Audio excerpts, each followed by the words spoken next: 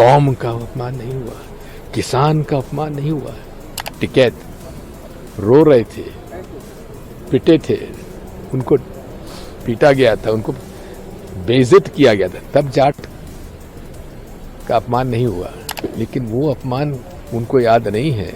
इसके अलावा जो धनखड़ साहब ने कहा कि मेरी इंसल्ट तो बहुत समय से हो रही है, मुझे बड़ा दुख है, बहुत अपमान हुआ है उनका, लेकिन वो अपमान उनको याद नहीं है। जब टिकैत रो रहे थे, पिटे थे, उनको पीटा गया था, उनको बेइज्जत किया गया था, तब जाट का अपमान नहीं हुआ। जब कौम का अपमान नहीं हुआ, किसान का अपमान नहीं हुआ। मिमिक्री तो एक ह्यूमर है, हमारे बारे में मिमिक्री होती है। नरेंद्र मोदी जी बड़े अच्छे मिमिक्री करते हैं।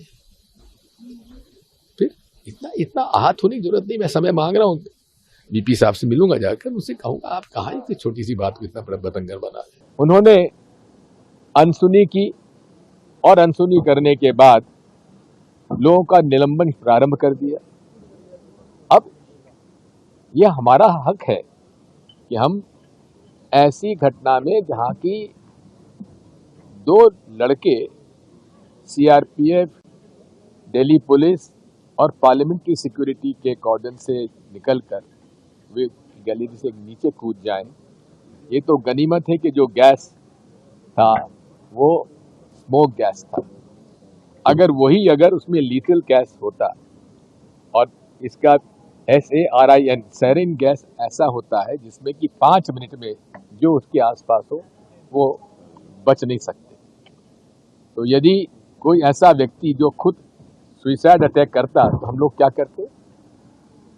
पूरा सदन उस दिन साफ हो जाता।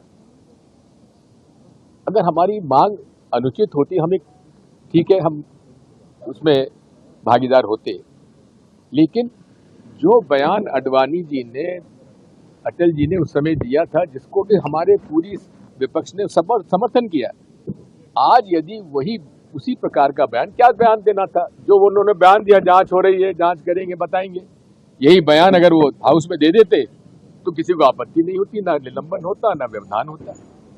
इंपॉर्टेंट बिल्स थे, हम सब उसमें भाग लेना चाहते थे। टेलीग्राफ एक्ट है, अभी ये होम मिनिस्ट्री के बिल्स हैं, पुलिस बिल्स हैं, इन पर हम चर्चा कराना चाहते थे।